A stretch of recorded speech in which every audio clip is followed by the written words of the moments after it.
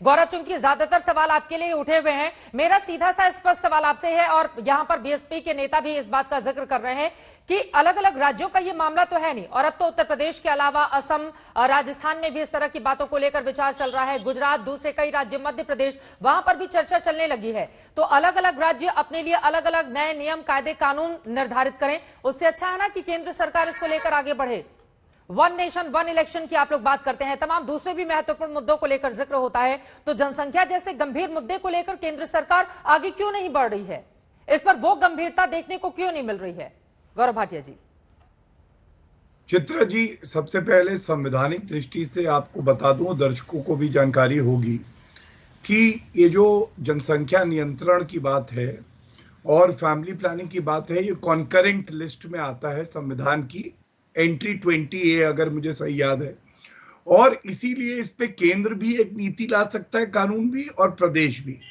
और आप जब कहती हैं कि केंद्र क्या कर रहा है, तो याद करिए 2019 में 15 अगस्त को लाल किले से श्री नरेंद्र मोदी जी ने जनसंख्या विस्फोटक हो सकती है हमारे लिए, और किस तरह से हमारे को जो अवसर मिलने चाहिए और हमारे जो बच्चे हैं उनको इस अवसर से दूर रख सकती है, इसकी बात उठाई थी। और इसी कड़ी में अगर कोई प्रदेश आगे बढ़ के कोई कानून ला रहा है जहां वो किसी को दंडित नहीं कर रहा है जैसे मायावती कह रही हैं, बल्कि वो ये कह रहा है कि अगर आप जनसंख्या नीति और कानून का पालन करेंगे तो हम आपको प्रोत्साहन देंगे, जागरूकता से भी हम इसको आगे बढ़ाएंगे। लेकिन आप देखिए, मायावती जी ने कहा इसकी टाइमिंग गलत है। अभी मायावती जी 2 दिन पहले जब आतंकवादी गिरफ्तार हुए थे तो भी कह रही थी ये टाइमिंग जो है चुनाव को देख के गिरफ्तारी हुई है आतंकवादियों की। आप बताइए चित्रा जी, क्या आतंकवादियों को गिरफ्तार ना किया जाए, जबरन धर्मांतरण का कानून ना लाया जाए, जनसंख्या नियंत्रण की नीति और कानून ना आए, क्योंकि चुनाव आ रहे हैं? मतलब 1.5-2 साल पहले आप रुक जाइए, पॉलिसी पैरालिसिस हो जाए जैसे कांग्रेस में होता था। मैं आपकी बात पूरी कर दूं, एक बार उनकी बात पूरी हो जाए, मैं आ रही हूं आपके पास, इसके बाद है। हाँ, देखिए, ऐसे चीखम चिल्ली से कोई फायदा नहीं है। मैं विधिक तौर पे और जो मेरी जानकारी है उस पे रख रहा हूं। अब देखिए, समाजवादी पार्टी की बात करते हैं, आजम खान जी, वो कहते थे मुसलमानों के बच्चे ज्यादा हैं क्योंकि उनके पास रोजगार के अवसर नहीं है। तो अगर समाजवादी पार्टी की सरकार तो 8-9 साल रही, कृपया करके ये बताएं कि क्या किया इन्होंने जनसंख्या नियंत्रण के लिए, या केवल तुष्टीकरण और सांप्रदायिक राजनीति करते रहे।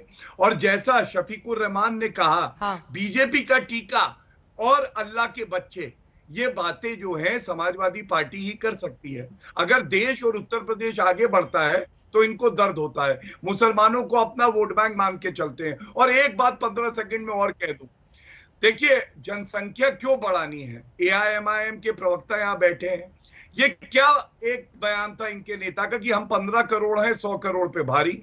अब आप सोचिए, देश की बात नहीं कर रहे हैं, वो 15 करोड़ को 100 करोड़ पहुंचाने की बात कर रहे हैं। तो ये सब बातें जब करी जाती हैं, चुनाव की टाइमिंग की बात की जाती है चित्रा जी, तो खुद संदेह होता है ये लोग देश को आगे बढ़ने देंगे पहले या नहीं। आप जवाब दीजिए, उसके बाद में वकार साहब आपके पास आऊंगी। आ रही हूं MS खान जी। नाहिद खान, पहले तो शफीकुर रहमान साहब को ही बोले कि इस तरह के बड़बोले बयान नहीं दिए जाएं, क्योंकि एक तरफ वैक्सीन पर हमने भ्रम की राजनीति देखी है, अब आपके नेता जनसंख्या नियंत्रण कानून को लेकर भी अगर इस तरह के बयान देंगे तो फिर लोगों के बीच, जो आम जनता है, उसके बीच क्या मैसेज जाएगा? नाहिद खान। चित्रा जी, सबसे पहले तो मैं ये कहना चाहूंगी, गौरव जी ने जितनी भी बातें अभी तक की हैं उसमें खुद ही ये हिंदू मुस्लिम करते रहे।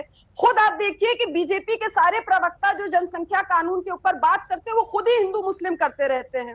एक बात। दूसरी बात, ये वैक्सीन की बात कर रहे हैं कि हमारे शफीकुर रहमान बर्क साहब की बात कर रहे हैं और वैक्सीन की तमाम बातें कर रहे हैं। तो बीजेपी के प्रवक्ता साहब ये बताएं कि बीजेपी के ही MLA और MP MLA सुरेंद्र सिंह ने अनेकों बार बयान दिया कि कोविड की वैक्सीन और दवाई लेने की कोई जरूरत नहीं है, गोबर का लेप लगाएं, गोबर का सूप पिए, गोबर में स्नान करें, कोरोना दूर दूर तक नहीं होगा।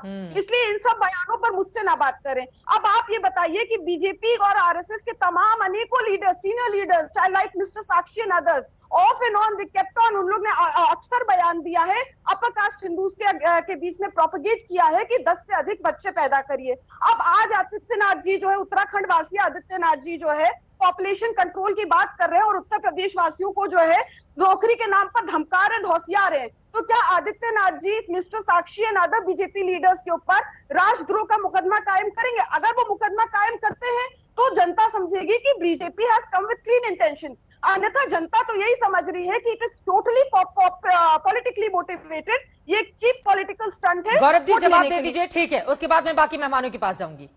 गौरव भाटिया जी। पहली बात तो चित्रा जी, हिंदू मुस्लिम की बात हम नहीं कर रहे, ये तो मायावती से पूछना चाहिए जिनका ट्वीट है कि इनको शांत करा लीजिए। चित्रा जी ऐसे एक बार नहीं, उनकी अभी बात तो नाहिद नई आई प्लीज, हैं, एक बार उनकी बात चिल्लाने सुन थोड़ी लीजिए। ना आई। आपने बोल दिया, हो गई आपकी, आपने अपनी बात रख दी, बट आपको खुद के नेताओं को भी समझाने की जरूरत है नाहिद खान जी, क्योंकि कुछ महत्वपूर्ण ऐसे मसले होते हैं जिसपे जनता का ज्यादा ख्याल रखना होता है। कुछ आंकड़े लेकर मैं आई हूं अलग अलग देशों की और हिंदुस्तान की, जिसके जरिए आपको समझ में आ जाएगा। गौरव भाटिया जी जल्दी से उनकी बातों का पहले जवाब दे दीजिए आप। धन्यवाद। चित्रा जी, हिंदू मुसलमान कौन कर रहा है आप मुझे बताइए? क्यों कांग्रेस पार्टी आज आपकी डिबेट पे प्रवक्ता नहीं भेजती है?